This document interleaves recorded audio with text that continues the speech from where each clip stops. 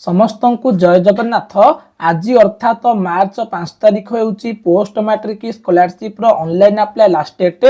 आउ डेट बढ़िबार चांस नहीं। जदि डेट को एक्सटेंशन करा जिवो तो निश्चिंत भाव में मु तुम मानक जनईदेवी समस्त पिला माने आमको फॉलो करिकी रखि थांतु। तो समस्त को जनईदेवा को चाहे निश्चिंत भाव में वीडियो को अधिक अधिक शेयर करंतु। जो पिला माने भी ए पर्यंत पोस्ट मैट्रिक स्कॉलरशिप को अप्लाई करनाहांती से फ्रेश अप्लाई हो किंबा रिन्युअल हो किंबा जो पिला मानकर एप्लिकेशन टी रिभर्ट होइछि विभिन्न कारण पे से माने रीअप्लाई करनाहांती।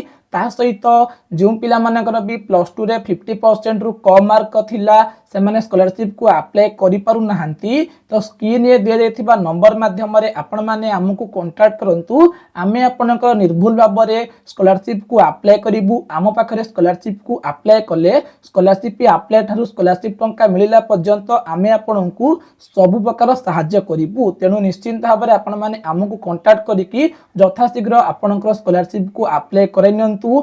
आउ अल्प समय रहिला निश्चिंत भाव में समस्त को वीडियो को शेयर कले समस्त पाखरे इनफॉरमेशन टी पहुंची पारिबो।